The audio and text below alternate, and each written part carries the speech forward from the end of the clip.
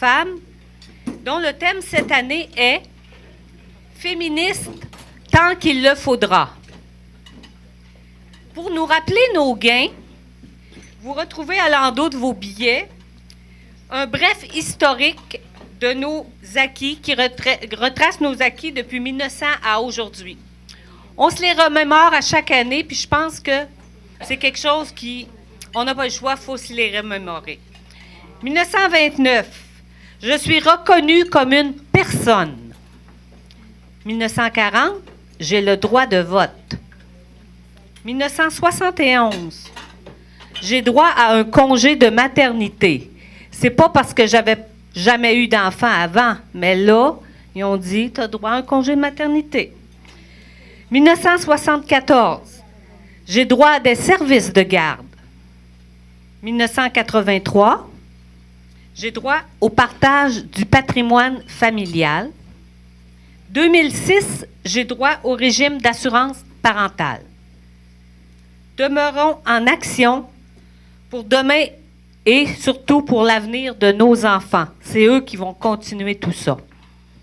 Je profite de ce moment pour remercier nos représentantes des associations féminines qui ont généreusement accepté d'être nos ambassadrices, comme à chaque année, pour la promotion de l'activité et en collaboration avec la chaîne de solidarité pour la vente des billets. Les femmes, on est habitués avec ça, les chaînes de solidarité depuis toujours. Merci à la tabagie, excusez-moi, je recommence. Merci à la tabagie Bélanger, beaucoup de B là-dedans, et au Centre d'action bénévole de l'Érable qui ont accepté d'être nos dépositaires de billets. Votre appui à toutes nous est précieux, car vous êtes un élément essentiel de la réussite de cette activité d'année en année. J'inviterai maintenant Lucie à nous présenter l'affiche de la Journée internationale des femmes 2018.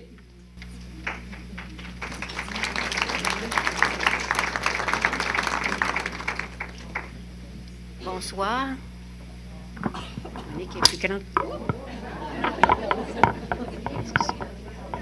Mais je vais le garder dans mes mains, c'est correct. Ça va être mieux de même. Bon, cette année, on a un thème qui est extraordinaire. Comme vous avez vu, c'est le féministe tant qu'il le faudra. Je pense que c'est d'actualité, ça se peut pas plus là, cette année. Hein?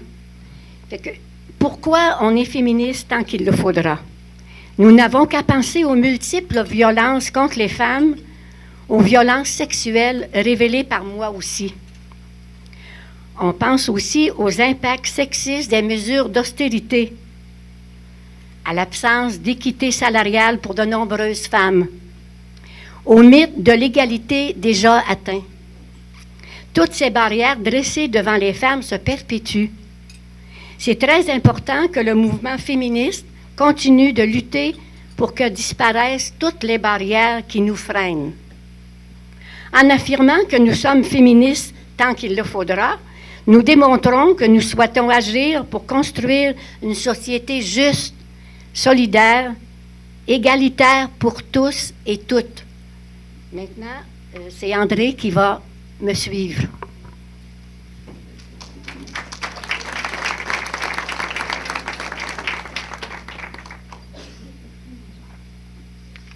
Alors, bonsoir à toutes et tous. On a quelques hommes parmi nous, c'est agréable.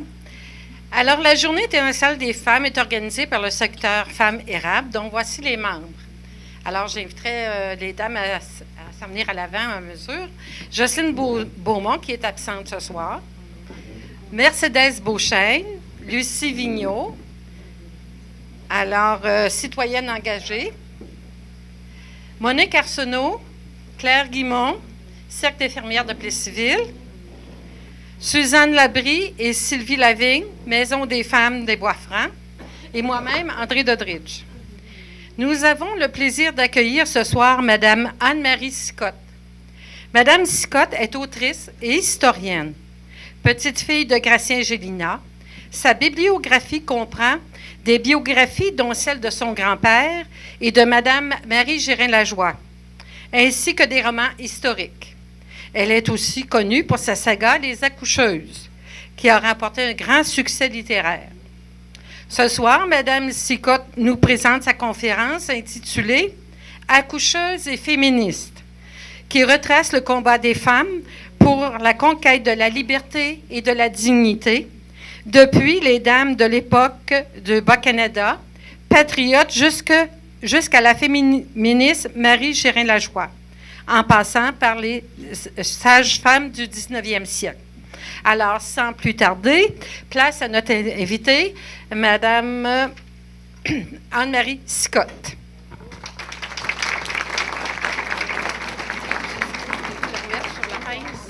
Est-ce que vous êtes toutes bien installées, bien tournées vers moi parce que vous allez me regarder longtemps à partir de maintenant? Donc, ne vous gênez pas à vous tourner de bord. Même vous approcher si jamais ça vous tente. Pour le son, ça va bien? Oui, d'accord. OK, ça a de l'allure comme ça. Alors, bonsoir, mesdames. Je me permets ce soir de dire uniquement mesdames, messieurs, j'espère que vous me laisserez ce grand plaisir et que vous ne vous sentirez pas exclus. Donc, merci beaucoup d'être présente en si grand nombre. Ce soir, donc, je vais tirer profit de toute ma carrière d'écrivaine et de chercheuse en histoire pour vous tracer un portrait de l'histoire des femmes au Québec. C'est sûr que je vais cibler certaines choses, particulièrement du côté de la médecine, des sages-femmes, du métier de toute la question du milieu médical. Mais je vais quand même partir il y a quelques centaines d'années pour arriver jusqu'à presque aujourd'hui et vous faire un portrait de l'évolution des femmes au Québec. En commençant par Marie Gérin-Lajoie, celle qui est au milieu de l'image de laquelle j'ai écrit la biographie.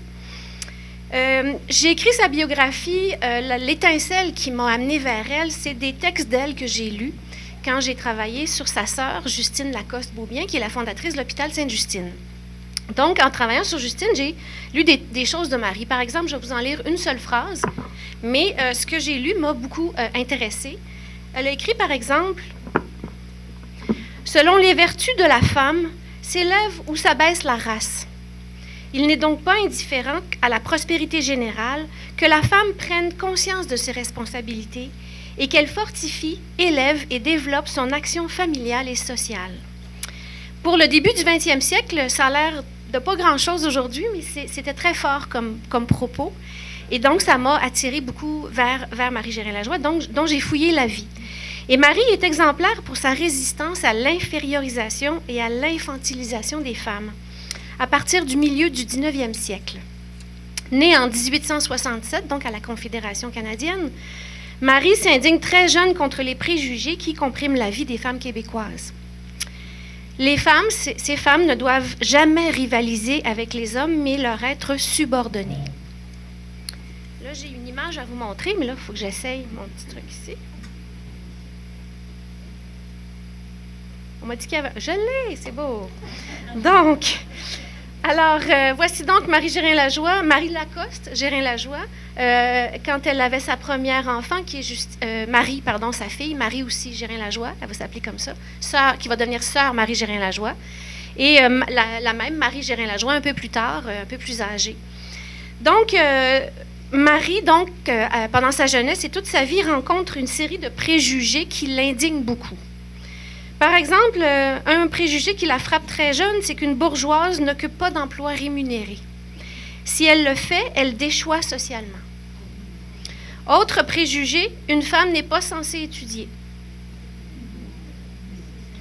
Une femme n'est pas censée étudier, hormis pour devenir, par exemple, l'assistante de son mari ou d'un autre de ses proches masculins.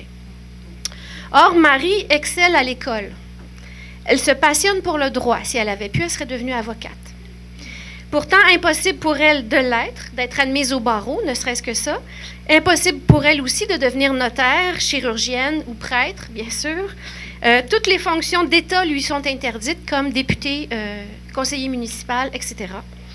Hormis celle de reine par droit héréditaire, comme la reine Victoria. Mais bien sûr, il y a très peu d'élus, beaucoup d'appelés, mais très peu d'élus dans ce métier.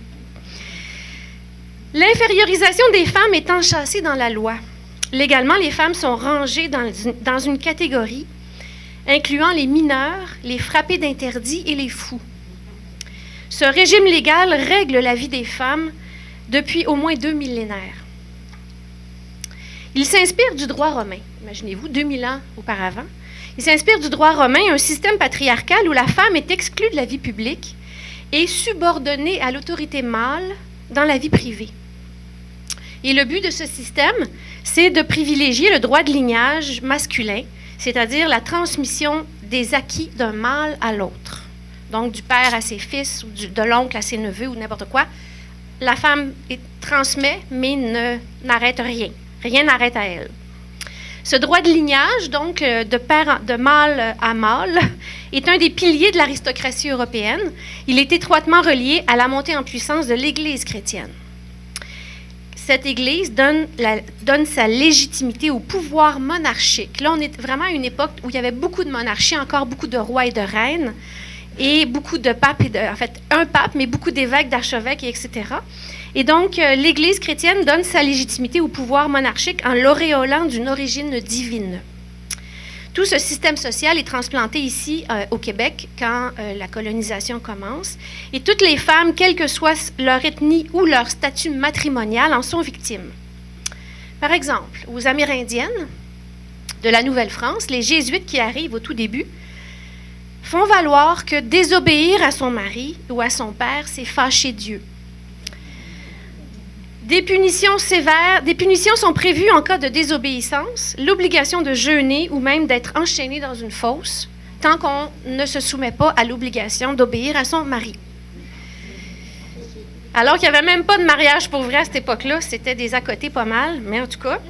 Donc,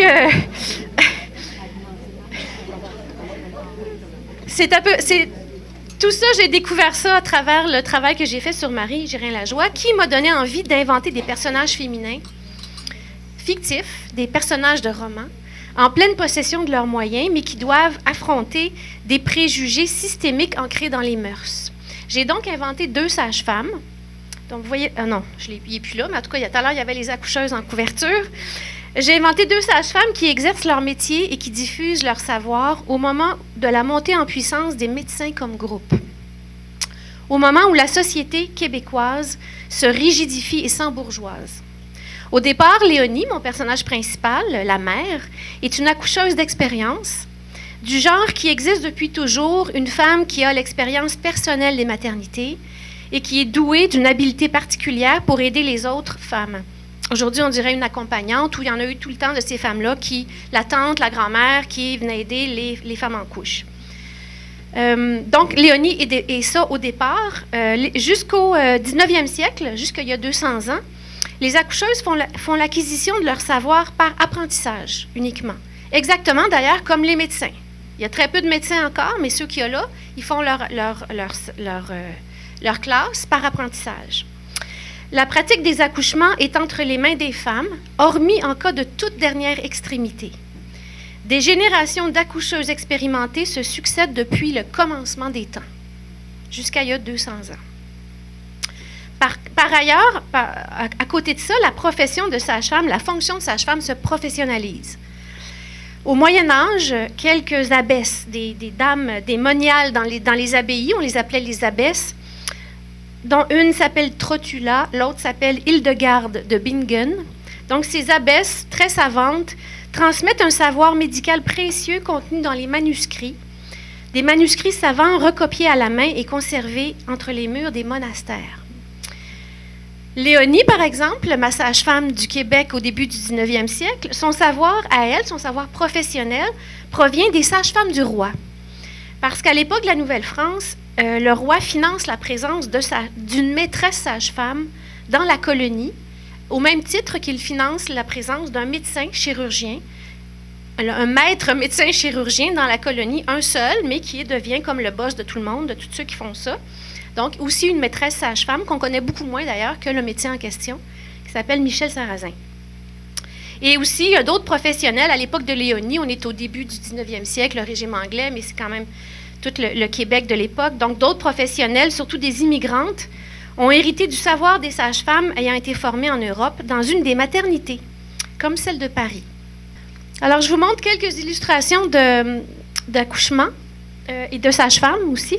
Donc, à gauche, c'est une des rares illustrations qu'on peut trouver sur les accouchements anciens. Donc, une femme assise sur un tabouret qui accouche entourée de 2 sages-femmes. Au milieu, vous avez 2 sages-femmes françaises très importantes. La première s'appelle Angélique Marguerite Leboursier du Coudray.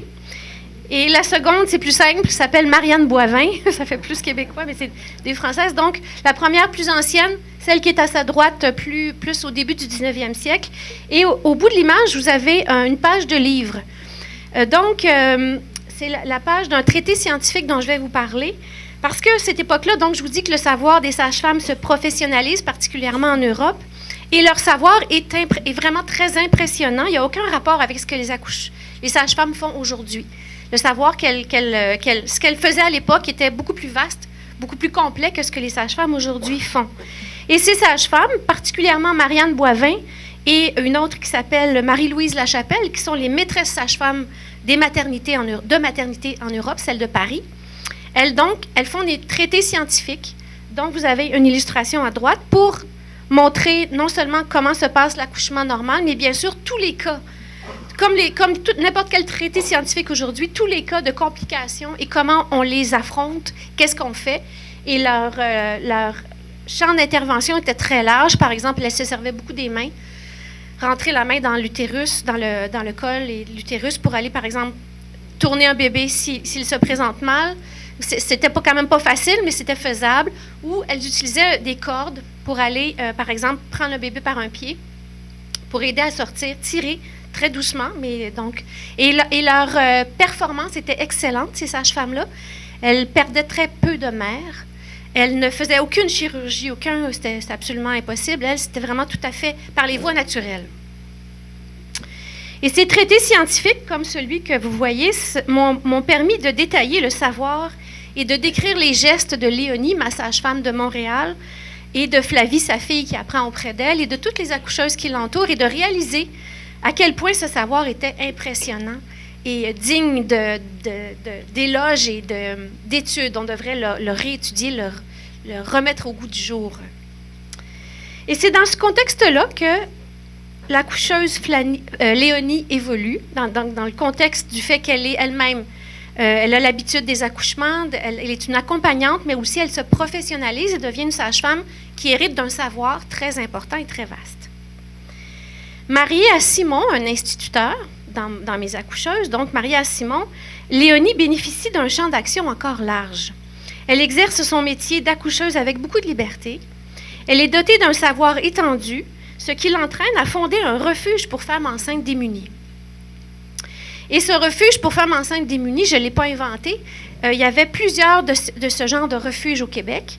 À l'époque, en 1820, des Québécoises, des femmes de Québec, fondent la Female Compassionate Society, ou la Société compatissante. Je le dis en anglais parce que c'était beaucoup des bourgeoises anglophones. Il y avait beaucoup d'anglophones à ce moment-là, riches, et donc qui faisaient de la charité.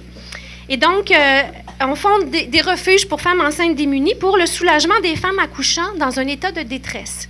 C'est l'époque où la grande vague d'immigration, qu'on va connaître plus pour l'immigration irlandaise de la tragédie de la patate ou de la maladie de la patate dans les années 1840, puis Gros-Île et tout ça. Mais 30 ans plus tôt, c'est à ce moment-là que ça commence, cette immigration-là, à partir de 1815-1816 au Québec. Et donc, en 1820, passe par Québec, le port de Québec, des femmes très pauvres, et pas toutes, c'est une petite minorité, mais celles-là ne peuvent pas continuer plus loin, ne peuvent pas aller vers les États-Unis, vers l'Ontario. Et donc, c'est à la Société québécoise et montréalaise de les prendre en charge. Et c'est pour ça qu'on fonde des refuges charitables. Au moyen de souscriptions volontaires et de donations, les dames recueillent un petit fonds, puis organisent les secours. Entre 1820 et 1829, en 9 ans, elles auront porté assistance et elles auront offert les meilleurs soins en médecine à 1279 femmes qui, autrement, auraient souffert des privations extrêmes du plus nécessaire et, dans plusieurs cas, seraient probablement péries de froid et de faim avec leurs enfants. Donc, une œuvre humanitaire très, très importante. Dans le lot, dans ces 1200 femmes-là, il y en a seulement 4 qui meurent. Donc, c'est un excellent bilan de santé aussi. J'ai donc, avec cet exemple-là de la Société de Québec, j'ai inventé la Société compatissante de Montréal, qui n'a pas existé, elle, mais que j'ai mis entre les mains de Léonie, et que j'ai fait gérer par des Canadiennes francophones, un petit peu par goût aussi de montrer que c'était possible à cette époque-là, que ce n'était pas juste les Britanniques, les anglophones qui pouvaient faire ce genre de choses. Et dans cette Société compatissante de Montréal, les étudiants en médecine viennent observer les naissances sous l'autorité des sages-femmes. Alors, c'était encore comme ça à cette époque-là. Ça ne le restera pas longtemps, mais c'était encore comme ça. Les accoucheuses supervisent également les médecins attitrés du refuge. Une autre affaire. Ce n'est pas les hommes qui dominent, qui sont les boss, ce sont les femmes. Encore. Et le théâtre est installé pour la compétition qui forme le cœur de ma série romanesque, Les accoucheuses. C'est que les médecins veulent s'approprier la pratique des accoucheuses parce que c'est le moyen idéal de devenir médecin de famille. Et ça, c'est vrai, c'est la réalité, c'est pas moi qui l'ai inventé. Au début du 19e siècle, Léonie, mon accoucheuse, peut encore espérer pouvoir réaliser son plein potentiel.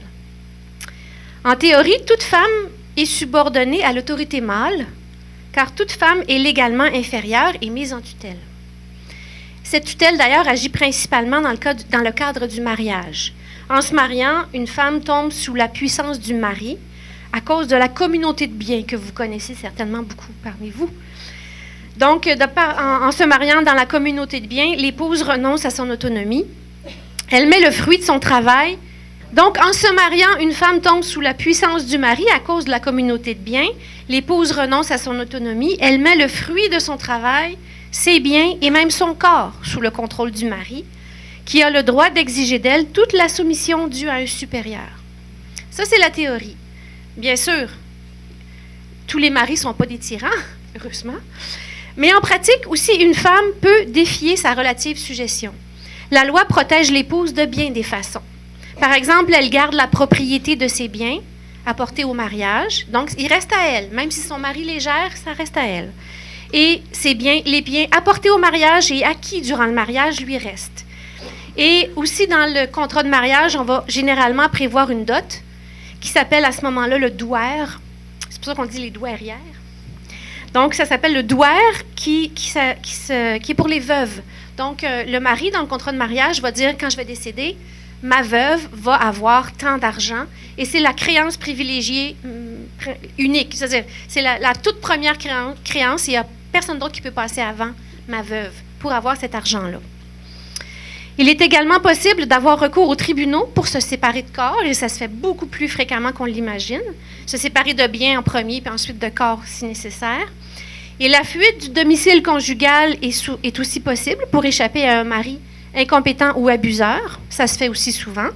Parce qu'on voit dans les journaux de cette époque-là, début 19e siècle, des annonces que les maris placent, les époux, pour dire que leur épouse est en fuite et qu'ils ne sont pas responsables de ces actes, par exemple de dettes que l'épouse pourrait contracter en fuite, et ensuite dire hey, « c'est mon mari, il faut qu'il la règle, cette dette-là ».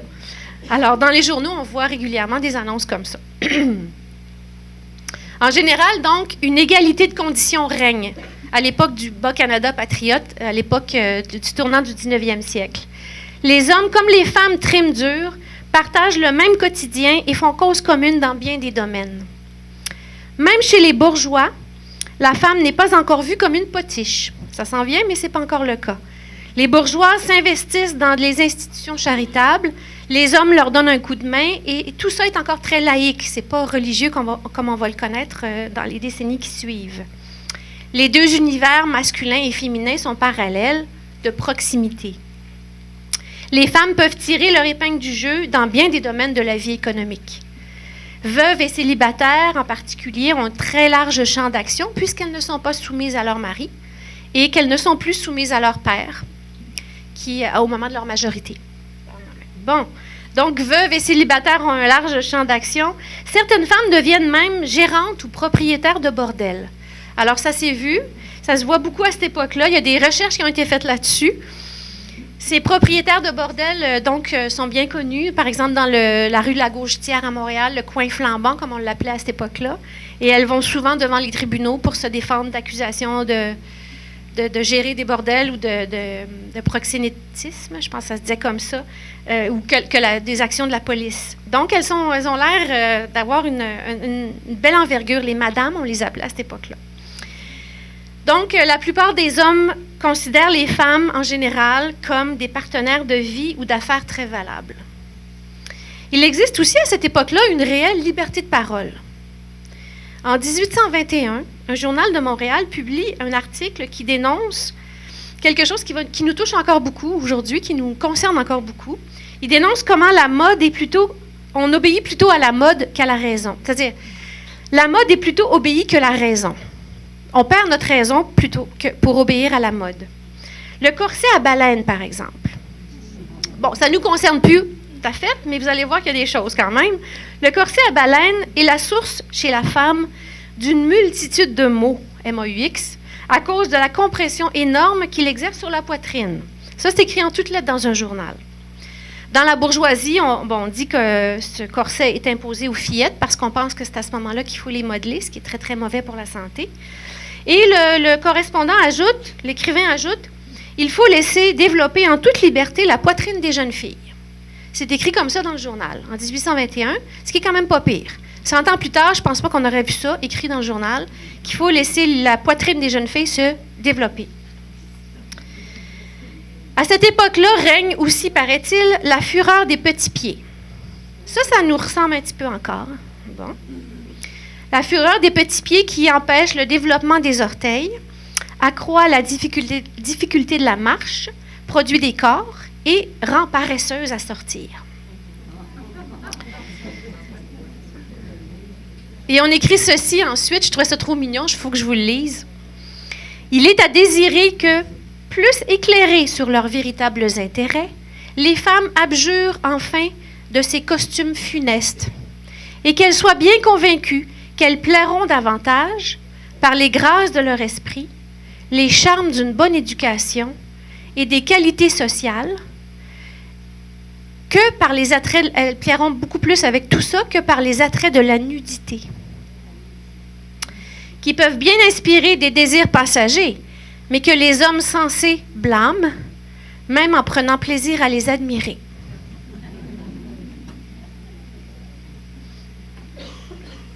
Donc, il y a beaucoup de liberté pour les femmes à cette époque-là, et beaucoup de liberté de parole aussi au Québec, sauf que la situation va vite se corser, pour utiliser un mot. Donc, la situation va se corser. Flavie, la fille de Léonie, a entrepris son apprentissage de sage-femme auprès de sa mère, parce que c'est comme ça qu'on apprend. À l'âge de 16 ans, elle a commencé son apprentissage. Et elle va devenir une accoucheuse pas encore expérimentée, mais très douée. Et rapidement, elle va espérer pouvoir devenir non seulement accoucheuse, mais médecin et chirurgien, afin de pouvoir opérer elle-même en cas de complications majeures. Parce que l'affaire dans cette époque-là, c'est que dès qu'il y avait une complication majeure, il fallait faire venir un médecin qu'on pouvait savoir très peu doué, très peu savant et un peu con. Donc, mais on était quand même obligé de se mettre en tant qu'accoucheuse sous son autorité et laisser une femme souffrante entre ses mains. Mais ce sera peine perdue. Flavie ne pourra pas, évidemment, devenir médecin et chirurgien. La principale cause de ce durcissement, de cet enfermement progressif plus complet des femmes, parce que les femmes, c'est certain, ont des limites, mais elles avaient quand même une belle liberté.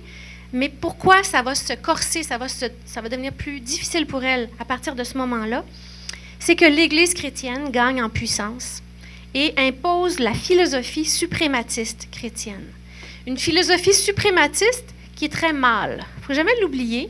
Et moi, à chaque fois que j'entends parler de ce qui se passe aux États-Unis, les suprématistes blancs et tout ça, je pense mâle en même temps. C'est une philosophie très, très, très reliée à tout ça. Jusqu'au 18e siècle, le savoir scientifique est élaboré dans les universités sous l'emprise du haut clergé. Et ce savoir est excessivement dogmatique. Je vais vous dire quelques exemples très simples. La Terre, des exemples géographiques. La Terre, notre planète, est divisée en 3 continents qui sont l'Europe, l'Asie et l'Afrique. Ça, on est au début du 19e siècle. L'Europe, l'Asie et l'Afrique. Pourquoi? Parce que c'est un héritage biblique. Après le déluge, Dieu a partagé le monde entre les 3 fils de Noé. Qui sont? Qui sont-ils? Non, c'est pas Caïn. Cham, Sem et Japheth.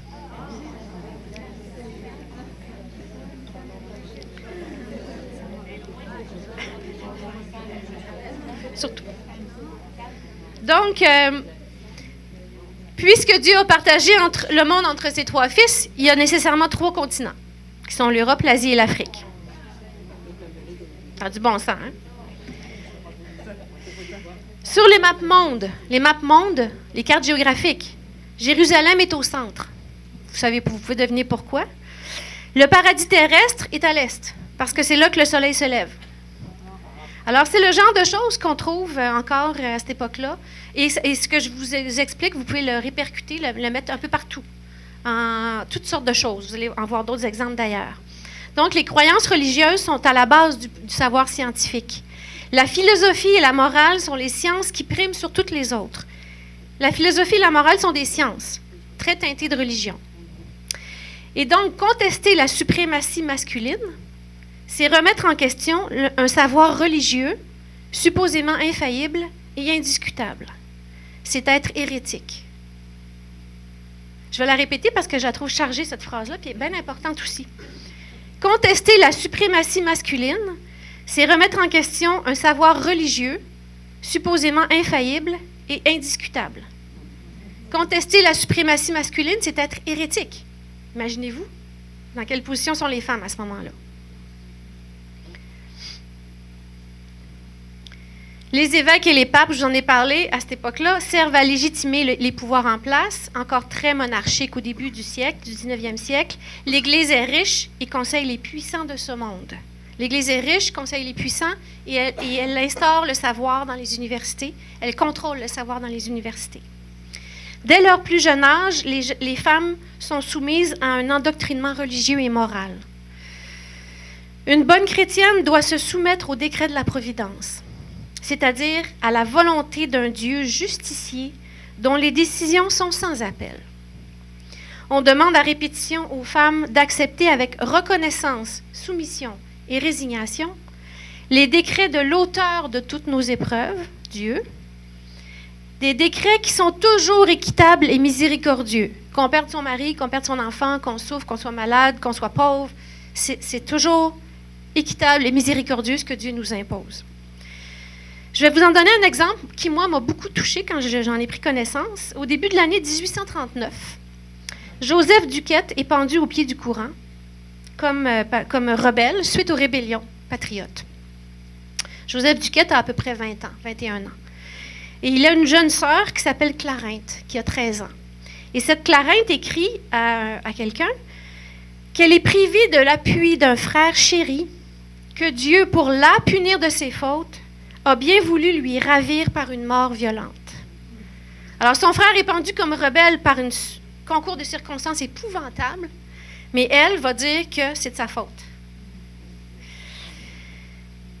Et j'ai vu beaucoup de témoignages de ce genre dans la correspondance des femmes de cette époque-là. Donc, les femmes n'arrêtent pas de dire ce genre de choses-là. Je ne sais pas si elles le croient vraiment, ou elles font ça pour se persuader, ou pour...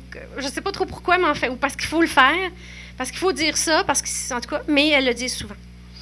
Les femmes doivent vivre donc en fonction de la vie éternelle, en fonction de leur salut, seule source de vrai bonheur. Remplir ses devoirs de chrétienne aide à supporter les malheurs et les rend méritoires pour l'autre vie, qui est d'une bien plus grande valeur. Donc, c'est ça qu'on entend, pas qu'on entend, mais que les femmes se font dire et qu'elles intègrent à partir de presque leur naissance, quand elles vont, par exemple, dans les instructions religieuses ou à l'école, etc. 100 ans plus tard, Marie Gérin-Lajoie rencontre une femme qui a failli mourir à la naissance de son enfant et qui, dans cette épreuve, est devenue aveugle. Et cette femme dit à Marie, avec une résignation qui lui va droit au cœur, « Oui, c'est vrai, j'ai beaucoup souffert, mais mon rôle est bien secondaire. Après tout, mon enfant, c'est d'abord l'œuvre de son père. Et la preuve, c'est qu'il porte son nom. et que lui seul en est le maître. Vous avez là-dedans résumé toute la position des femmes. Hein? Incroyable. Le modèle médical de l'homme géniteur, de l'homme qui utilise la femme comme d'un moule pour porter ses fils, remonte au Moyen Âge. Mais il résiste encore au début du 20e siècle, comme le constate Marie Gérin-Lajoie. Des femmes croient encore que seul le père crée l'enfant et lui imprime un caractère. Et quand Marie essaie de convaincre, ou en tout cas de dire aux personnes à qui elle parle qu'il y a une nouvelle théorie qui est la théorie égalitaire dans l'œuvre de la génération, on l'accuse de vouloir bouleverser la famille. L'idée que la femme sert uniquement de réceptacle est constamment réactualisée par les médecins. Même si la science finit par comprendre le mécanisme de production des ovules. Les préjugés, les superstitions et les tabous alimentent le scepticisme pour la nouveauté scientifique. La reconnaissance de l'égalité des rôles biologiques menace l'ordre des choses. Dès la décennie 1830, il est reconnu que la femme est mensuellement apte à la maternité par les menstruations, mais pourtant c'est l'occasion de la disqualifier comme partenaire égal de l'homme. Son appareillage particulier est perçu comme un obstacle à l'égalité. La théorie médicale, là on entre dans le vif du sujet, mesdames. La théorie, j'espère que vous ne mangez pas trop, là, parce que d'affaires que je vais dire un petit peu. Bon, OK, ça va. Vous pouvez boire, mais manger, je vous conseille pas. La théorie médicale en vogue remonte aux Grecs de l'histoire antique. Donc, tout à l'heure, on a parlé des Romains, mais là, on est rendu aux Grecs juste avant. Le corps se compose de 4 humeurs qui doivent s'équilibrer pour entraîner la santé. Naturellement, l'homme est plus sec et chaud que la femme, qui, elle, est d'une nature spongieuse, humide et froide. J'ai pas fini, là. Si vous riez déjà beaucoup de même, ça sera pas drôle tout à l'heure. Oui, ça va être drôle, plutôt. Où je suis? Oui. Oui. La mère qui porte le fruit de la conception est largement responsable du bien-être du fruit de la conception, bien sûr. Alors, autant on dit qu'elle n'est qu'un réceptacle, autant on dit qu'une fois que le bébé y est là, par exemple, elle, vraiment, il faut qu'elle fasse bien attention. Alors, les médecins ont un souci excessif pour la proscription de comportements qu'on dit malsains et morbides. La liste des interdits est vraiment impressionnante. Par exemple, il ne faut pas trop entraver la libre circulation des humeurs, ou au contraire, ne pas trop s'agiter, ce qui engendrerait une augmentation dangereuse de la circulation des humeurs. La femme enceinte doit restreindre son imagination trop fertile, ne pas danser, éviter les mouvements passionnels de la copulation.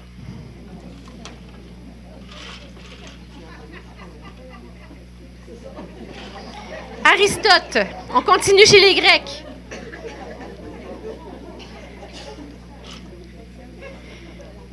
Aristote affirme que la naissance d'un mâle au lieu d'une femelle est un écart de type génétique. Naître femme, c'est naître physiquement inachevé.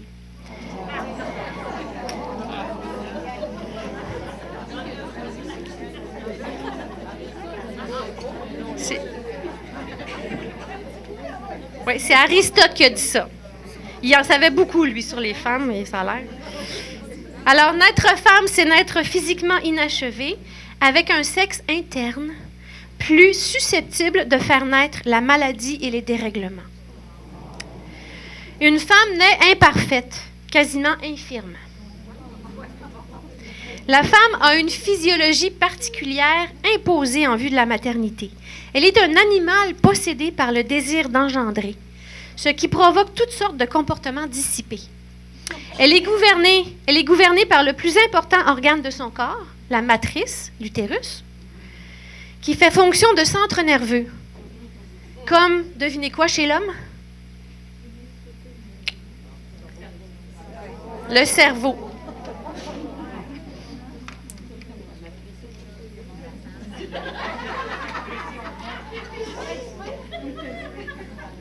Aristote, vous voulez dire? Ouais, il se ferait poursuivre en justice, en tout cas. Alors, cet appareillage particulier de la matrice, s'il se dérègle, agit sur le corps en entier et même sur l'esprit. Bref, la matrice est le siège des passions et des grands désordres de l'âme chez la femme. Alors, un docteur bien québécois qui s'appelle Guillaume Vallée écrit en 1826 que la matrice est soumise durant la plus grande partie de la vie, c'est long ça, durant la plus grande partie de la vie, à une excitation périodique. Que jouissant d'une grande activité vitale, la matrice est exposée à une foule de causes d'irritation, soit directes, soit sympathiques. Que la matrice est souvent le siège d'un surcroît d'action et de phlegmasie chronique, qui sont inaperçus à leur début, obscurs dans leur progrès, mais dont les suites sont ordinairement fatales. En cas d'anomalie, l'utérus peut avoir des réactions inquiétantes. Les médecins craignent littéralement le déchaînement de l'utérus. La matrice a un pouvoir morbide qui relève plus de leur fantasme que de la preuve scientifique. En 1899, un médecin montréalais écrit que le ventre de la femme est une véritable boîte à surprises, comme il est trop souvent une boîte de Pandore. À chaque menstruation, des désordres peuvent apparaître, des névralgies dentaires, bourdonnements d'oreilles, des troubles oculaires, des éruptions de peau, de l'irritabilité de l'intestin et même, écoutez bien, une tuméfaction des corps érectiles du nez. Alors, la moindre irrégularité du cycle menstruel est un agent agresseur. Un trouble de la menstruation expose toute l'économie du corps à l'intoxication, car la putréfaction intervient quand la circulation sanguine s'interrompt. Le flux menstruel est perçu comme un écoulement de matières infectes. Infectes. J'invente rien, je vous assure, j'aurais pas pu l'inventer. Un médecin écrit « La menstruation paraît être l'expression... » Non, celle-là, prenez votre souffle, écoutez-moi bien. Puis elle n'est pas facile à comprendre ni à dire. La menstruation paraît être l'expression ultime excrémentielle des phénomènes sécrétoires internes se passant dans tout l'organisme. Voulez-vous que je la relise ou c'est correct? C'est correct? OK. Donc, la résorption des substances menstruelles entraîne l'auto-intoxication. Donc, une femme qui n'a pas des bonnes règles peut s'auto-intoxiquer, un peu comme la fonction urinaire. Ça se passe pour la fonction urinaire. Et donc, les médecins ont une obsession pour la stagnation des humeurs qui entraîne la fétidité et la putréfaction, comme je vous ai dit. Puis là, on passe à la grossesse. Hein, c'est pas fini, on a parlé des règles. Là, il y a la grossesse après. Pendant la grossesse, les forces destructives de la matrice peuvent s'éveiller à tout moment. La menstruation ne permet plus l'élimination complète des déchets organiques. Ils restent là. Les reins et la peau, entre autres, doivent prendre le relais. Même les nausées et les vomissements sont vus comme un réflexe salutaire de l'organisme. Si vous en avez eu, je vous défie d'avoir trouvé ça salutaire. Les liquides organiques étant plus riches chez la femme enceinte, la congestion menace. La femme doit éviter de fréquenter les marais, les cimetières et les latrines.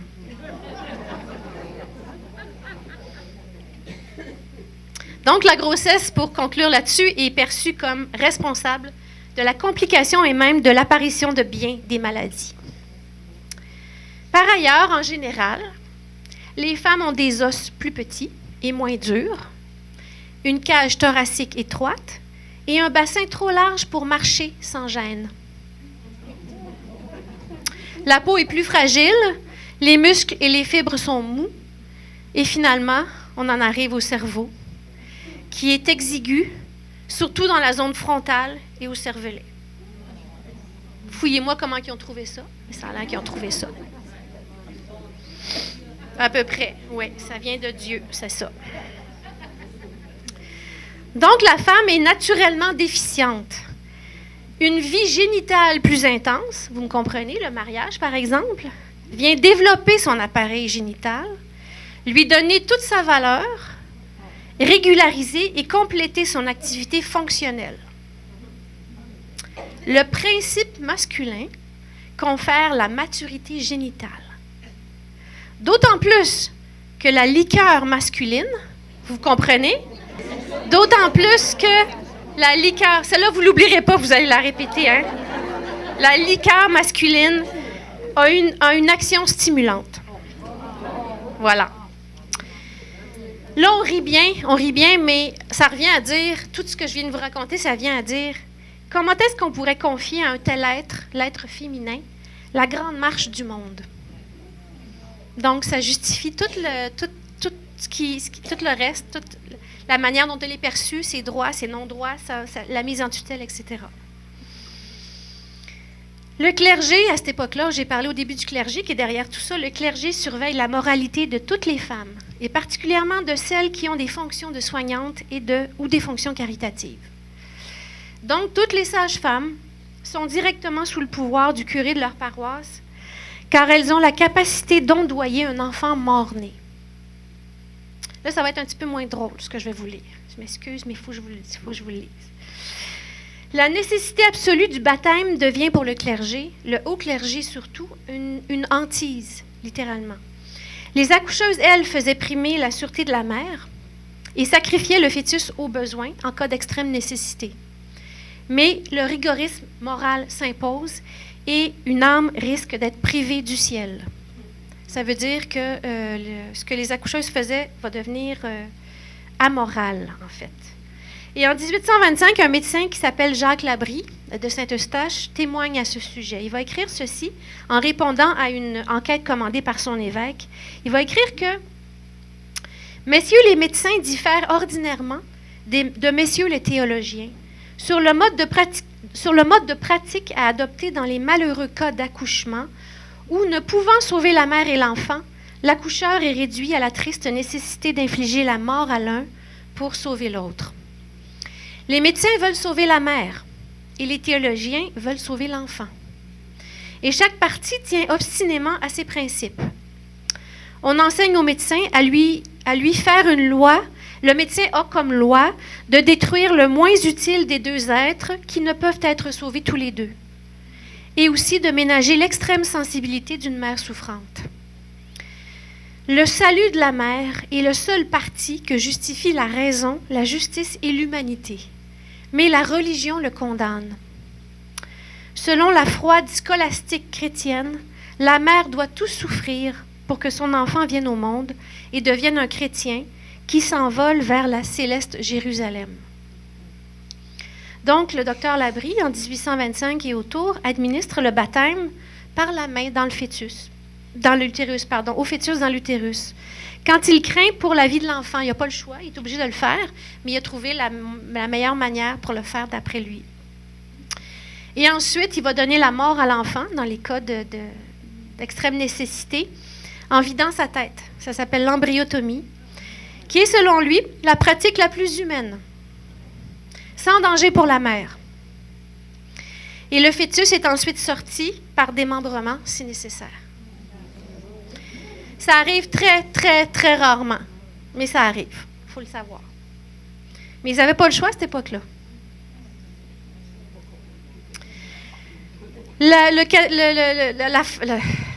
L'intolérance chrétienne, le rigorisme moral va s'imposer, ne va pas désarmer. Et ce que le docteur Labrie faisait, ça va devenir une hérésie. Et c'est une des raisons, à mon avis, pourquoi les médecins, les hommes, ont inventé les instruments de fer, les forceps et les ventouses, sauf que ces instruments vont blesser la femme en couche. Et juste avant de continuer, je vais juste voir si je suis capable d'avancer. Donc, pour résoudre ce terrible dilemme que la religion catholique impose aux médecins, ils vont inventer les instruments de fer. Et ces instruments blessent les femmes en couche. Ces médecins accoucheurs, ceux qui vont être connus comme les médecins accoucheurs et qui vont utiliser les instruments de fer, ils provoquent la colère et même l'effroi des sages-femmes d'expérience.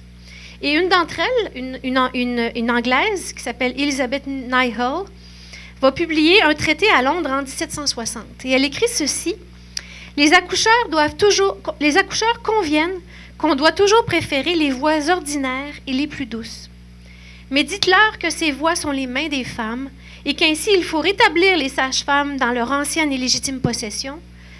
Alors vous les verrez tous s'ameuter, criant à pleine gorge « Aux armes! Aux armes !» Quelles sont ces armes par le moyen desquelles ils se défendent et se maintiennent? hélas, les armes de la mort. Ces moyens toujours aveugles et dangereux sont néanmoins la pierre fondamentale sur laquelle les accoucheurs s'imaginent être en droit d'arracher des mains des femmes la pratique d'un art que la nature leur a approprié. Donc, le manque de dextérité, la soif de gloire et d'argent, la morale chrétienne triomphante, la position inférieure des femmes et leur exclusion d'une série de professions et du moindre poste de pouvoir, tout ça, ça explique les difficultés que mes accoucheuses, Flavie et Léonie, vont rencontrer dans la pratique de leur métier. Et tout ça explique aussi que les médecins, que les chirurgiens accoucheurs vont chasser les sages-femmes, vont littéralement les chasser, les faire disparaître. Un cas célèbre témoigne de l'époque charnière où les accoucheurs ont encore la cote, où les accoucheuses, ont encore la cote, mais où les médecins deviennent à la mode. Et c'est un cas qui se passe dans la royauté britannique. Donc, le 26 novembre 1817, la princesse Charlotte, de 21 ans, unique enfant légitime du prince régent de Grande-Bretagne, meurt en donnant naissance à son premier enfant. Le fameux médecin accoucheur, était littéralement obnubilé par le fait de sauver le bébé. Ce qui lui a fait faire différentes choses qui vont être fatales à la mère. Par exemple, lui faire beaucoup de saignées. À cette époque-là, on utilisait encore beaucoup la saignée. Vous savez, c'est quoi, hein? Retirer du sang pour supposément éclaircir, décongestionner et équilibrer les humeurs. Donc, il va lui en faire beaucoup à la princesse Charlotte, qui était enceinte, donc mère. Et il va la soumettre aussi à un régime très, très strict, un régime alimentaire très strict. À l'accouchement, le fœtus se présente par le siège. Une sage-femme, même moyennement expérimentée, aurait su quoi faire. Lui, ça a l'air qu'il ne savait pas. Les contractions ont duré 24 heures, une journée, et l'expulsion a duré 24 heures, une journée. Et au terme de ça, l'enfant est mort-né et la mère va finir par mourir au bout de son sang. Et selon une gazette du Québec, parce que au Québec, on relaie beaucoup ce qui se passe en Grande-Bretagne, puisqu'on est une colonie britannique. Donc, selon une gazette, plusieurs dames mariées ont déclaré que si quelques-unes d'entre elles avaient été présentes à l'accouchement, l'affaire se serait terminée d'une manière beaucoup moins tragique. Alors, on avait encore la possibilité à cette époque-là de faire valoir la place des femmes auprès des princesses même en couche. Mais les hommes veulent avoir l'exclusivité sur l'ensemble des professions dites libérales. Et la médecine est la plus prestigieuse de ces professions. Et ces hommes vont gagner. Ils ont tout pour eux, ils ont le droit, ils ont les préjugés, les moyens financiers, le clergé et les médisances, parce qu'ils ne vont pas s'empêcher de traiter les sages-femmes de sorcières, d'ignorantes, etc. Et ils vont prendre au fil du temps le contrôle des refuges pour femmes enceintes démunies, celui que Léonie avait fondé, celui qu'elle gérait et où les médecins étaient sous le contrôle des sages-femmes. Bien, la situation va se renverser. Donc, ils vont en prendre le contrôle. Ils vont transformer leurs petites écoles de médecine en facultés universitaires dotées de tous les privilèges. En tant que chirurgiens accoucheurs, ils imposent l'usage des instruments et des opérations risquées. La plus risquée de ces opérations-là s'appelle la section du pubis. Donc, on coupe le pubis et on écarte pour laisser un passage. Mais cette opération va disparaître parce qu'elle est trop épouvantable. Et c'est la césarienne qui va prendre sa place.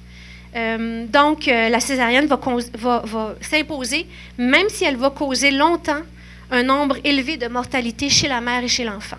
Alors, pendant des décennies, les femmes sont littéralement des rats de laboratoire, on pourrait dire ça, ou presque, en tout cas des cobayes qui se font ouvrir. Pendant ce temps-là, le haut clergé québécois s'installe au sommet du pouvoir et son pouvoir va durer un siècle, hein, vous le savez, ça s'est terminé à la Révolution tranquille. Le haut clergé et le gouvernement exécutif travaillent main dans la main. Les instructions religieuses nommées mandements deviennent des ordres absolus. Les curés et les prêtres ont l'emprise sur l'enseignement, surtout secondaire, et sur la moralité de l'ensemble des fidèles. La société se sacralise, les confesseurs et les chapelains sont partout, dans tous les groupes, partout.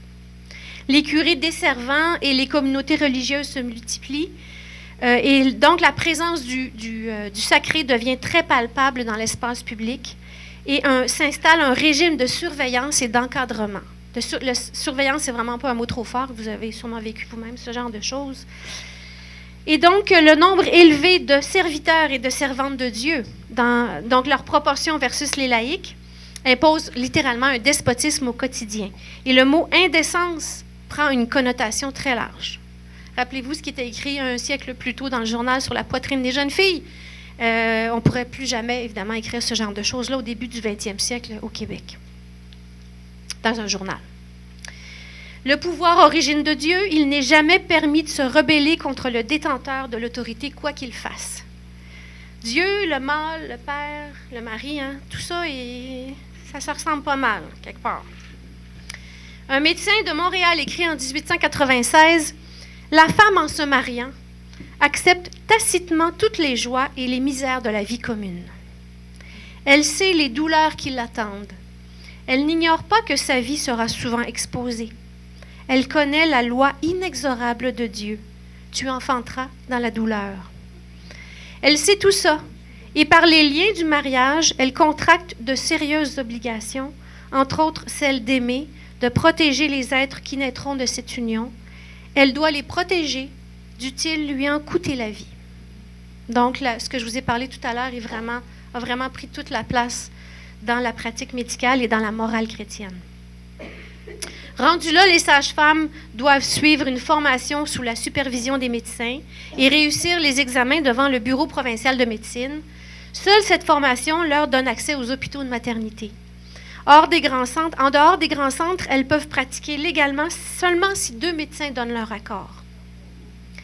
En 1880, le Bureau provincial de médecine décrète l'incompétence médicale de la sage-femme, qui n'a plus que le droit de faire des accouchements et non pas de pratiquer la médecine, même dans les cas résultant de l'accouchement. Peu à peu, sous ce régime très sévère, les sages-femmes disparaissent des villes, puis des campagnes. Dans les campagnes, elles vont rester actives jusque dans les années l'après-guerre, les années 1950-1960, mais après ça, ça va être fini. Certaines accoucheuses vont adopter la stratégie de devenir religieuses. On peut voir ça comme une mise en tutelle, bien sûr, parce que les religieuses étaient sous l'autorité du curé ou d'un chapelain ou bien sûr de l'évêque, et dans toute la hiérarchie, elles étaient complètement en bas. Mais on peut voir ça aussi comme une stratégie de survivance. Et c'est probablement un mélange des deux. On peut même dire que ça a été une stratégie gagnante pendant quelques décennies parce que dans le monde catholique québécois, les institutions gérées par les dames laïques vont disparaître, tandis que les communautés religieuses, elles, vont prospérer. Et souvent, les institutions laïques vont se transformer en communautés religieuses. C'est le cas des Sœurs de la Miséricorde. Donc, Rosalie Cadron-Jeté, la veuve Cadron-Jeté, était une laïque qui avait ouvert un refuge dans les années 1830, je crois, 20-30, mais à force de se faire dire que sans soutane, sans robe de religieuse, elle n'aurait pas d'argent, elle n'aurait pas de soutien, elle a fini par... elle était pieuse aussi, mais quand même, elle a fini par rentrer dans le système et fonder les Sœurs de la Miséricorde. Même chose pour les Sœurs de la Providence, donc Émilie Tavernier-Gamelin, elle, son œuvre, c'était les femmes âgées pauvres, mais elle était donc une veuve qui a fondé un refuge qui se finançait, mais au fil du temps, elle a été obligée, elle aussi, de se transformer en communauté religieuse pour prospérer. Peut-être qu'elle aurait survécu, mais elle n'aurait pas prospéré. En 1838, on comptait 300 religieuses au Québec, qui étaient maîtresses d'école, soignantes et dans la charité. En 1961, donc 130 ans plus tard, on en compte 45 246 religieuses dans le recensement, et ce qui est évidemment beaucoup plus que le développement de la population. Donc, leur développement a été beaucoup plus considérable que la population. Par contre, même dans les communautés religieuses, les bonnes sœurs vont perdre le rôle d'accoucheuses. À la fin du 19e siècle, chez les Sœurs de la Miséricorde, ce sont dorénavant les médecins qui accouchent. Les sœurs ne sont plus que des auxiliaires. Toutes les soupapes qui rendaient la sujétion féminine tolérable sont disparues les unes après les autres. Même le régime légal s'est durci sous l'influence des coutumes britanniques. Jusqu'au milieu du 19e siècle, le droit coutumier, qu'on appelle donc les anciennes lois françaises, le droit qui était en usage était resté, Celui qui était hérité de la Nouvelle-France était resté pendant presque un siècle au Québec après la chute de la Nouvelle-France. Et ce droit-là était moins sévère pour les femmes. Par exemple, quand Julie Bruno épouse Louis-Joseph Papineau, elle prend le nom de Julie Bruno Papineau. Donc, elle accole le nom de son mari au sien. Et elle signe dans les documents légaux Julie Bruno Papineau. Ce qui est comme aujourd'hui, un peu. Par contre, 100 ans plus tard, quand Marie Lacoste va épouser Henri Gérin-Lajoie, elle va être obligée de signer Madame Henri Gérin-Lajoie dans les documents légaux. Elle n'a plus le droit de signer de son propre nom, ou même du nom double, du nom de famille double. Donc, la loi britannique qui est plus dure envers les femmes. Une femme écrit dans la Minerve en 1837, les lois d'Angleterre envisagent la femme d'une manière bien moins favorable et la place dans un degré bien inférieur. La femme cesse, pour ainsi dire, d'avoir une existence qui lui soit propre, dès le moment qu'elle contracte mariage sous la loi britannique, alors qu'avant, elle pouvait garder plus d'autonomie. La loi britannique étend le pouvoir du mari même sur le moindre revenu de son épouse, c'est-à-dire le salaire de son épouse. Et ça, le Québec va être pris avec ça pendant 100 ans. Donc, les femmes qui travaillent, le mari peut aller chercher leur salaire à la banque sans l'autorisation de la femme. Et un des combats de Marie Gérin-Lajoie, ça va être de faire changer la loi à ce niveau-là pour que la femme mariée garde juste pour elle son salaire. Et ça va être un combat épouvantable, là. Ça n'a pas été facile d'obtenir ça. Puis pourtant, c'est pas grand-chose. Alors, c'est le genre de choses que la loi britannique avait amené au fil du temps. Et la plupart, les femmes sous la loi, l'ancienne loi française, gardaient leurs biens. C'était leur mari qui les gérait, mais gardaient leurs biens. La loi britannique, c'est le mari qui possède les biens, dorénavant. Donc, tout ça complique la vie des femmes. La pratique de signer un contrat devant notaire, qui était très fréquente jusqu'au milieu du 19e siècle, jusqu'avant la naissance de Marie, finit par être une exception. Et en signant un contrat devant notaire, on pouvait mettre plein de clauses qui soulageaient la femme, des exceptions, toutes sortes de choses qui rendaient la vie de la femme qui travaillait, par exemple, plus facile. Mais là, ça devient une exception, on ne le fait plus. Et le Code civil du Québec, qui est le nouveau Code civil du Québec de 1866, devient la Bible des juristes et des législateurs. Mais il faut savoir que ce Code civil a pour principal modèle le Code Napoléon, adopté en France en 1804. Et le Code Napoléon modifie la coutume de Paris, l'ancien droit, grâce à la jurisprudence et au droit canonique, donc la religion catholique, tout le dogme catholique, c'est-à-dire, c'est ça, le dogme catholique. Et dans le Code Napoléon, il est écrit en toutes lettres, c'est de là que ça vient, que la femme doit obéissance à son mari et le mari doit protection à sa femme. Et si il y a cette phrase dans la loi, c'est tout simplement parce que Bonaparte, Napoléon lui-même, selon les historiens, a fait ajouter ça. Parce que sa femme, Joséphine, est infidèle.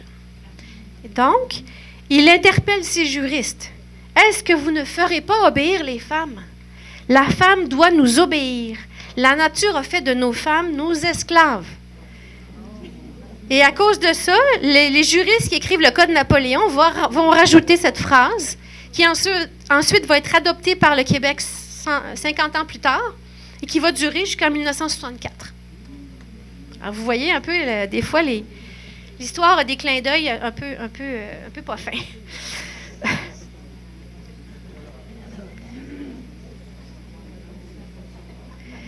Les femmes, au début du 20e siècle, sont donc devenues subordonnées partout, dans leurs fonctions publiques comme dans la sphère de l'intime. Même fortunées, elles sont littéralement corsetées, au physique comme au moral. Au moment où Marie Lacoste épouse Henri Gérin-Lajoie, en 1887, les époux, le mari, est requis d'autoriser explicitement chaque acte légal que fait sa femme, même séparé de biens. Alors, si Marie et Henri se seraient séparés, Henri aurait gardé le droit d'autoriser tous les actes que son épouse, dont il était séparé, faisait. Et ça va être un des grands combats de Marie Gérin-Lajoie, donc que les femmes comprennent dans quoi elles s'engagent en se mariant et de réformer les pires abus. Je vous ai parlé du salaire, mais il y en avait d'autres aussi, les pires abus de la loi. Et Marie aussi va être une professeure, va être une conférencière et une professeure très appréciée. Elle va beaucoup parler, elle va aller par exemple dans les collèges, dans les écoles secondaires de femmes pour raconter ce que je vous raconte. Ben, pas tout à fait, mais parler de la loi, du Code civil et de la loi pour la femme mariée. Et elle va écrire ceci: la femme mariée veut-elle acquérir des biens, en disposer, recevoir une donation, prendre sa part dans une succession, déployer son initiative, soit pour tenir un petit négoce, se livrer à une industrie, se défendre en justice, intenter une action. La femme mariée veut-elle favoriser quelqu'un, s'obliger pour autrui, faire une libéralité à ses enfants, pourvoir à leur établissement? Tous ces actes sont frappés de nullité absolue, sans égard pour ce qu'ils peuvent avoir de juste, de raisonnable et d'avantageux pour elle. C'est ça qu'elle trouve terriblement injuste, terriblement déraisonnable et qu'elle va travailler fort pour changer. Le nœud de toute cette affaire-là, c'est que les époux ne veulent pas être tenus responsables des actes de leur femme. Les époux sont aussi un peu prisonniers d'un système qu'ils n'ont pas nécessairement voulu, qu'ils comprennent à moitié ou au quart. Et comme je vais vous le montrer, leur savoir est souvent très déficient à ce sujet-là. Marie, en tant que spécialiste du droit et autodidacte, va donner un précieux coup de main à sa sœur Justine, sa jeune sœur Justine, qui vient de fonder le futur hôpital Sainte-Justine. Un tout petit refuge à ce moment-là pour recevoir 8 enfants. Imaginez-vous ce que c'est devenu aujourd'hui. Recevoir 8 enfants avec la docteure Irma Levasseur, qui est la première résidente, en fait, de l'hôpital. Donc, en 1907, elle fonde cet hôpital. En 1907, pardon, elle fonde cet hôpital. Mais il y a un problème. Il faut demander à la législature québécoise, à l'Assemblée nationale, l'autorisation d'administrer les biens que les femmes, les dames patronesses, on les appelait comme ça à l'époque, qui fondent le groupe. Imaginez-vous, vous fondez un groupe, mais que vous n'avez pas, il faut que vous alliez demander à votre mari l'autorisation pour chaque affaire que vous faites. Donc, Justine et Marie doivent demander à la législature une exception.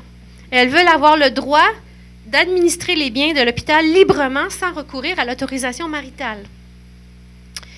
Et donc, Marie et sa sœur et d'autres personnes vont à Québec faire une demande, parler aux députés, essayer de trouver un député apte qui veut parrainer leur projet de loi. Et Marie raconte que tous les députés se renfrognèrent dans leur dignité outragée et revendiquèrent énergiquement le pouvoir absolu que leur donne la loi de contrôler tous les actes de leurs femmes.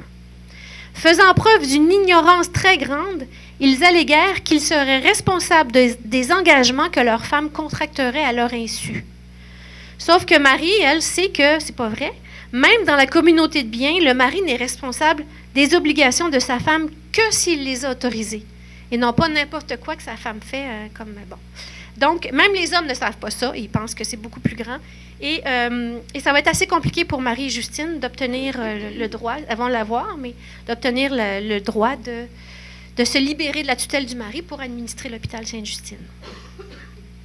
Au début du 20e siècle, le fossé entre monde masculin et féminin s'est considérablement élargi. La mise en tutelle des femmes est devenue légaliste et réglementaire. Une femme qui travaille sans nécessité absolue est une voleuse de job. Ou bien les professionnels leur confient ce qu'ils jugent indigne d'eux, comme secrétaire, adjointe, et on en passe. Les sages-femmes sont devenues des infirmières, considérées par les médecins comme leurs auxiliaires, leurs inférieurs, bien sûr.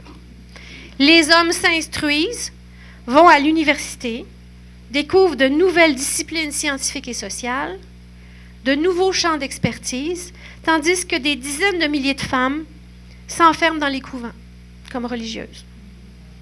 Le suffrage universel masculin est gagné, tandis que les femmes en sont exclues.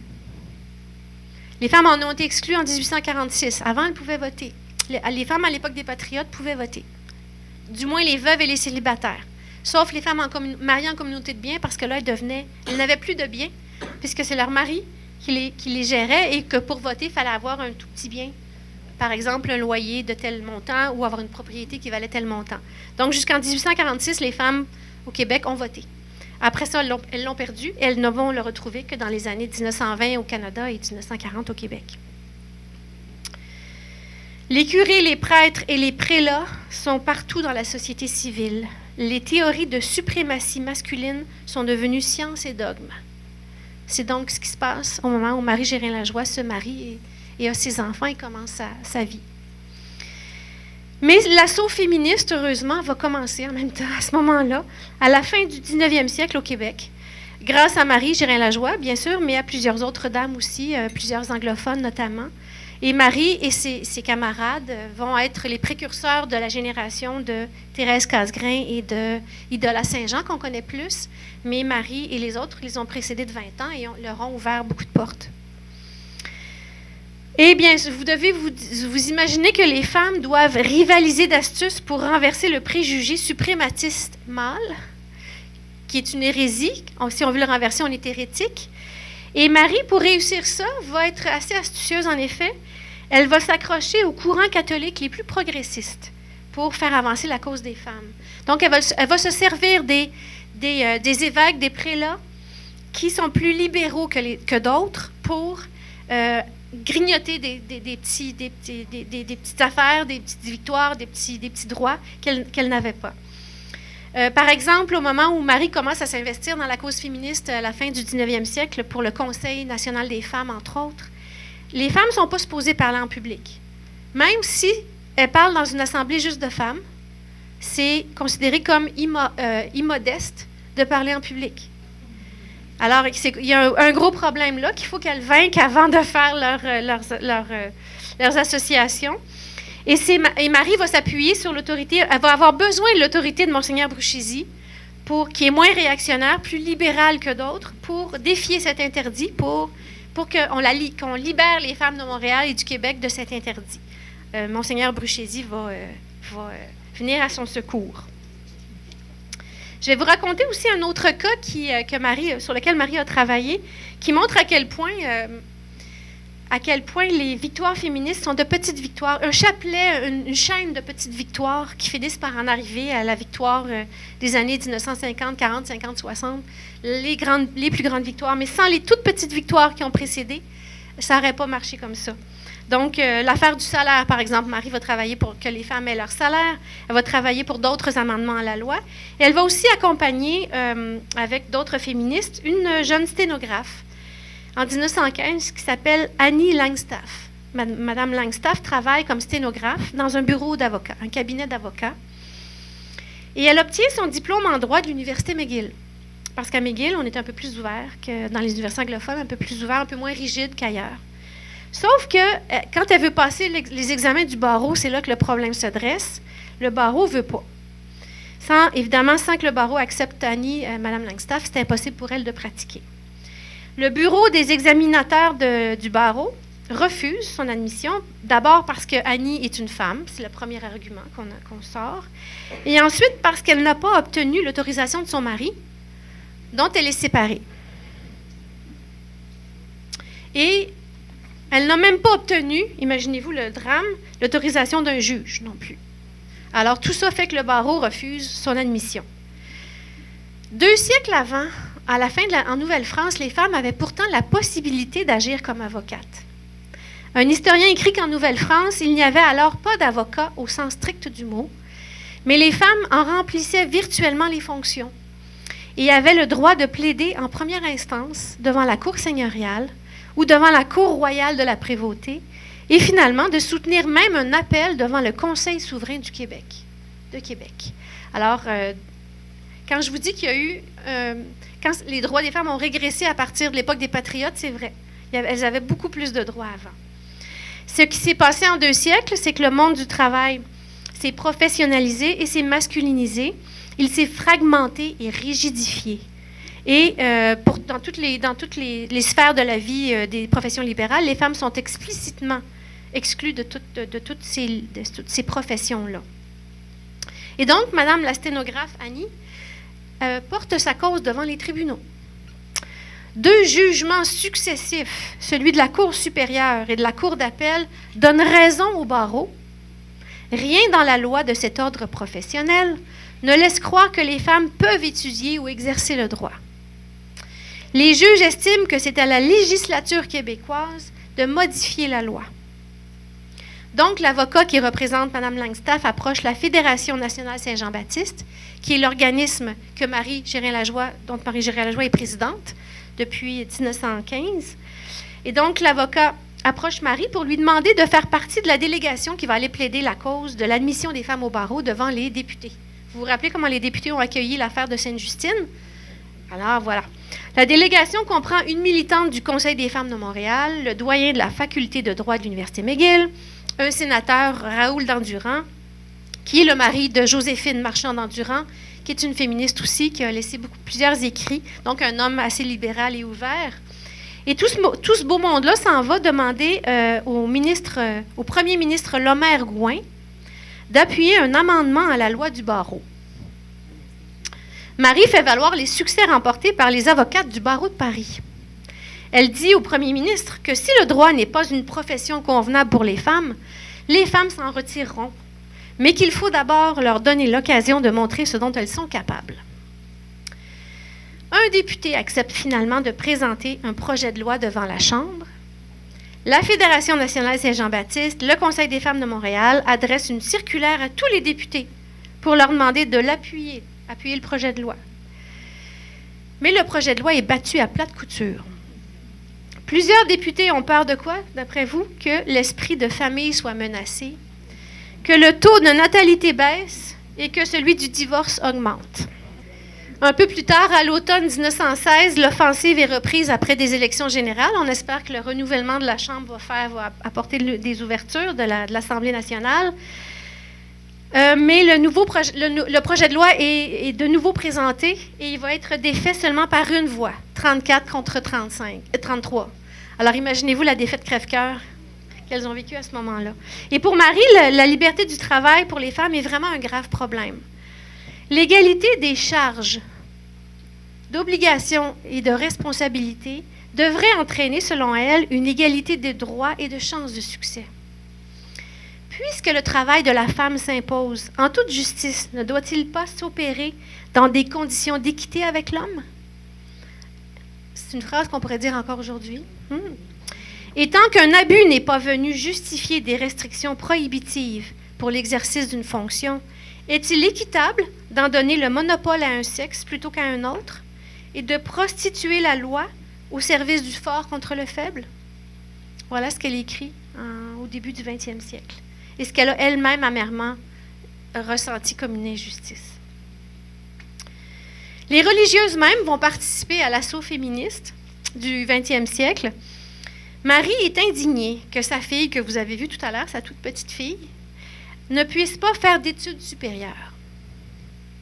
Aucune institution québécoise catholique francophone n'offre aux jeunes filles la possibilité d'obtenir le baccalauréat, qui est le diplôme requis pour être admis à l'université.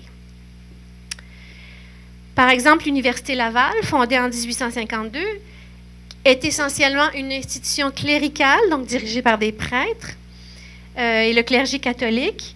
Au début du 20e siècle, cette université regroupe 4 facultés, théologie, médecine, droit et arts. Et seule la faculté des arts admet les femmes. Même les religieuses ne peuvent pas étudier la théologie.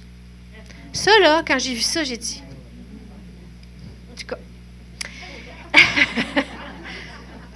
Heureusement, ou en tout cas... enfin, vous allez voir... Les universités anglophones ont commencé à admettre les femmes en médecine dès les années 1880, en commençant par Lennoxville, et les admettre aussi dans d'autres facultés, comme je vous ai parlé, le droit, où Mme Langstaff a étudié. Donc, il y a cependant anglophone protestant, mais pour des catholiques, c'est presque un péché. En fait, c'est un péché que d'aller étudier dans un établissement qui n'est pas catholique. Donc, pour résoudre cet épineux problème de sa fille hyper intelligente et douée qui ne peut pas faire d'études supérieures, Marie contacte une religieuse qui est Mère Sainte-Anne-Marie, qui est supérieure du Mont Sainte-Marie à Montréal, l'un des plus prestigieux pensionnats féminins de la ville. Depuis 10 ans, Mère Sainte-Anne-Marie fait donner des cours supérieurs de religion, d'histoire, de philosophie, de chimie et de droit aux étudiantes du Mont Sainte-Marie. Elle a créé une chaire de littérature où des professeurs de l'Université Laval sont invités. Elle-même poursuit par correspondance des études en littérature. Donc, elle fait tout en son pouvoir pour offrir aux femmes et aux religieuses aussi la possibilité de s'éduquer dans toutes sortes de moyens. Et Marie va dire que Mère Sainte-Anne-Marie avait la patience du génie. Et en 1904, la congrégation Notre-Dame, à laquelle elle appartient, Mère Sainte-Anne-Marie, fait une première demande officielle pour fonder un collège classique féminin qui va pouvoir permettre aux jeunes femmes d'entrer ensuite à l'université. Mais cette demande est refusée en 1904 par le haut clergé.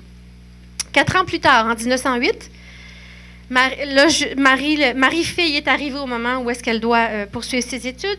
Marie joue son dernier atout. Et elle dit à Monseigneur, est-ce que c'est Bruchézy à ce moment-là? Oui, Monseigneur Bruchézy, que si les femmes ne peuvent pas avoir accès aux études universitaires dans les institutions canadiennes françaises, sa fille ira étudier à l'université McGill. Imaginez-vous. Et elle l'aurait fait, je crois. Au même moment, il y a 2 féministes canadiennes françaises, Eva Circé-Côté et Georgina Bélanger, qui annoncent dans les journaux leur intention d'ouvrir à Montréal un lycée non confessionnel pour filles. Autre menace pour Monseigneur Bruchézy. Cette école de hautes études commerciales offrirait un cours de 3 ans pour préparer les jeunes filles au marché du travail et son diplôme leur donnerait accès aux universités anglaises et américaines. Donc là, le haut clergé québécois est vraiment rendu acculé au pied du mur. Monseigneur Bruchézy se décide, l'heure est venue. Ça va se faire comme ça. Hein? Vous allez penser à tout ce que je vous ai dit sur la morale, la philosophie, le dogme catholique. Tout à coup, l'heure est venue de permettre aux femmes de fréquenter nos universités, dit Monseigneur Bruchézy. Il n'y a aucun obstacle au point de vue moral. Et dans l'ordre social, ce retard pourrait être plus dommageable qu'utile. Alors voilà comment Monseigneur renverse d'un coup de poêle à frire pour la crêpe qui vire, tout ce qui s'est dit avant. Puis il fait de même, lui, il n'y a pas de remords, pas rien, là, en tout cas. Donc, Mère Sainte-Anne-Marie a choisi d'adopter pour le nouveau collège le programme d'études pour garçons, mais certains ecclésiastes contestent la validité de ce choix et invitent plutôt Mère Sainte-Anne-Marie à remplacer la chimie, la physique et la philosophie par des matières plus féminines. Pour amadouer ceux qui prétendent que les femmes ne peuvent pas supporter la tension d'un travail intellectuel continu, la directrice inclut dans le programme une série d'activités parascolaires comme des récitals de piano, des lectures de poèmes et des thés en après-midi. Alors voilà les compromis qu'il fallait faire pour ouvrir le fameux collège.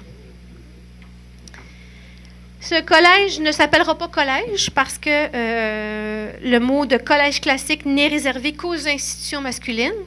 Donc, on lui donne le nom de École d'enseignement supérieur.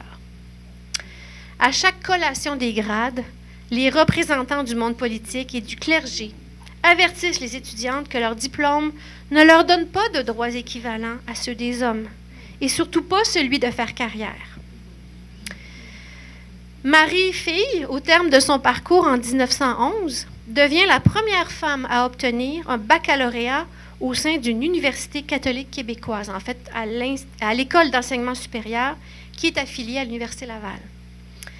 Marie-Fille est arrivée première aux examens d'obtention du diplôme. Et elle se mérite, donc première de toute la province, on parle. Et elle se mérite ainsi, en principe, une bourse pour poursuivre des études supérieures à l'université.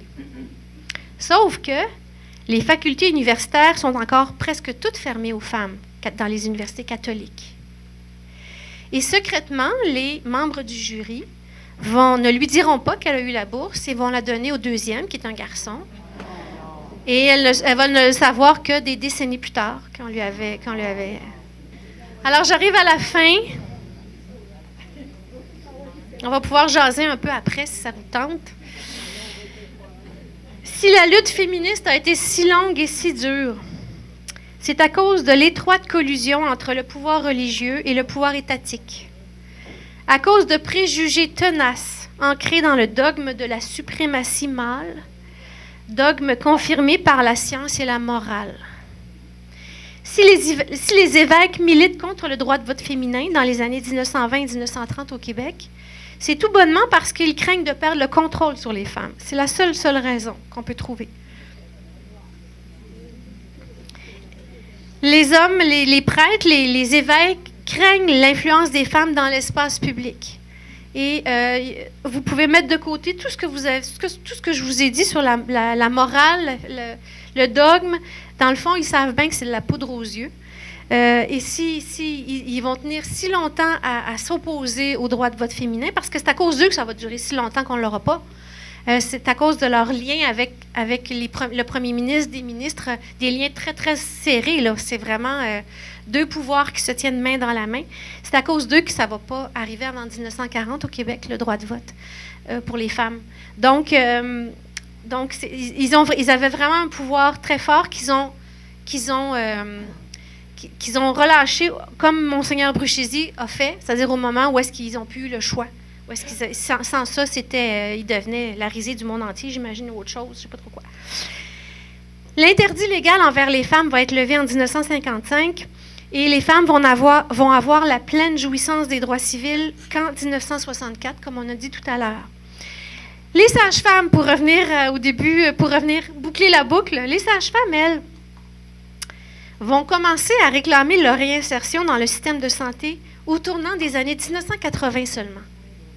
Alors, vous vous rappelez peut-être de la lutte qui a commencé à ce moment-là, donc militer pour créer des centres de naissance, pour que la sage-femme reprenne sa place dans le système de santé. Mais ça s'est fait assez tard. C'est comme le dernier, je dirais, la dernière profession qui a été réclamée par les femmes. Probablement parce qu'elles savaient qu'il y avait énormément de résistance à franchir, à combattre pour y arriver. Et la question du contrôle, dont je vous ai beaucoup parlé au cours de la conférence, je pense, est au cœur de cette lutte, de ce débat-là. Et je me suis demandé, en voyant ça, est-ce que les médecins chirurgiens, aujourd'hui, ont pris la place des évêques d'hier pour exercer le contrôle sur les femmes, sur la classe féminine? Je ne sais pas, je pose la question. Je pense qu'on ouvre tout un débat là. Poser la question, c'est y répondre. Mais bref, donc, les médecins sont probablement les anciens médecins, parce que là, ça change quand même, mais la classe des médecins est probablement devenue le nouvel épiscopat. On pourra propager ça dans l'espace public, d'ailleurs, le nouvel épiscopat du Québec. Et donc, il y a un combat à mener là, qui est déjà commencé, mais qu'il faut continuer, parce que je pense que c'est là que se concentre maintenant l'essence qui nous reste à battre, l'essence de l'infériorité qui nous reste à combattre. C'est relié à quelque chose autour de ça. Je ne sais pas si vous avez envie de réagir à ça, mais je trouve que le corps féminin, en fait, le contrôle sur le corps féminin, et c'est là que tout se concentre dorénavant. Il n'y a plus rien d'autre, vraiment, en fait, au niveau des droits, de l'intelligence. Il y a quelque chose, je ne sais pas, avez-vous envie de réagir à ça ou c'est moi qui m'avance dans un terrain miné ou complexe? Mais donc, c'est ça que je voulais finir par vous dire. Je voulais conclure ma conférence là-dessus. Les médecins, c'est le nouveau Dieu. Mais pourquoi? Mais où est-ce que ça se situe chez nous, le pouvoir qu'on leur donne? Parce qu'il y a toujours... on donne du pouvoir à ces gens-là. Où est-ce que ça se situe? Oui, madame, ici. Oui, ça va changer d'une manière... mais le problème, c'est les hautes instances du pouvoir. C'est toujours ça le problème. Il y a des professions où est-ce que les femmes sont en majorité écrasante, ou sont devenues ou l'ont toujours été, mais est-ce qu'elles ont réussi à atteindre les... Oui, puis est-ce que ça... Oui, ils ont réussi, c'est sûr. Ils sont allés chercher le plus sensible chez nous. Oui, c'est la santé. La mort, la santé, la vie, tout ça. Vous avez raison. Avant de vous laisser jaser puis de finir la soirée, je voudrais vous remercier de votre écoute. Je vous ai garoché bien des affaires, je sais. Mes conférences sont toujours comme ça, je vous avertis tout de suite si jamais vous me réinvitez. Il y a du stock dans mes conférences. Mais je trouve que c'est faire honneur à votre intelligence et à votre capacité. Donc, merci beaucoup de votre écoute. J'ai beaucoup apprécié d'être avec vous. Avant de laisser parler la dame qui va terminer la soirée, je veux simplement vous rappeler que donc j'ai tout ce que je vous ai raconté, ça se trouve quelque part dans mes livres.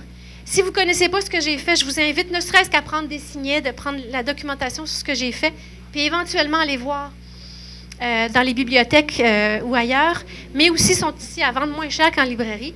Donc, ne vous gênez pas, puis on peut jaser aussi n'importe quand, autant que vous voulez, après. Donc, merci beaucoup.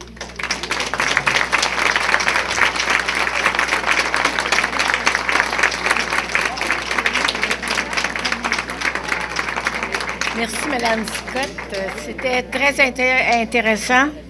Alors, je pense qu'on a toutes vécu un petit bout de ce qu'elle a dit, hein? Quand on regarde, là, 1964, c'est pas loin, ça, là. Alors, j'aimerais remercier notre invitée de la soirée, Mme Anne-Marie Scott. Votre performance et votre générosité ont fait de cette soirée un magnifique moment passé entre nous. Depuis quelques années, nous avons créé pour cette soirée un moment symbolique qui s'appelle le flambeau porteur d'espoir. Ce soir, lors de notre arrivée, nous avons remis des cœurs et des signets jaunes. Nous tenons cette année à vous offrir notre flambeau porteur d'espoir au mouvement Et maintenant. Il se veut une suite logique de la vague d'énonciation en regard des agressions sexuelles et des abus de pouvoir révélés par moi aussi. Nous voulons désormais que les noms s'élèvent comme quand il le faut, pour que ce soit à nos désirs et à nos amours qu'ensemble, hommes et femmes, nous disions oui. Pour créer un nouvel équilibre social où hommes et femmes peuvent vivre ensemble en se respectant, en étant égaux et en s'aimant, et même en se draguant, pour que partout dans la société cessent les diverses formes de violence dont sont victimes les femmes. Tellement reste à faire en ce qui concerne une véritable égalité entre les genres. Oui, le monde a évolué vers un meilleur et il peut être encore plus. Nous vous invitons à vous joindre au mouvement féministe dont font partie le Centre des femmes et faire aussi partie de la solution.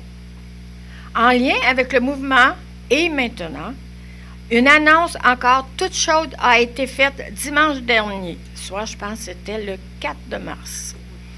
Il s'agit de la formation d'une coalition féminine contre la violence envers les femmes.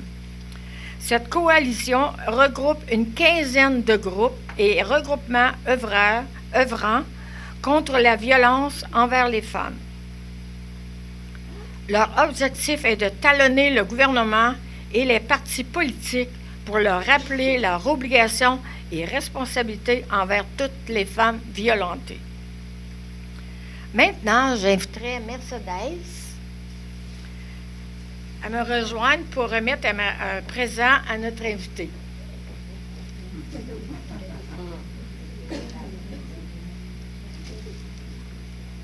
J'ai le grand plaisir de vous remettre ça au nom de la ville de Plessisville pour votre passage ici en mémoire.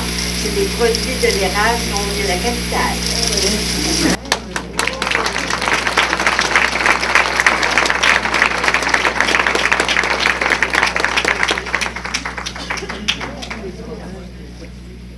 Madame Scott a apporté quelques exemplaires de ses œuvres.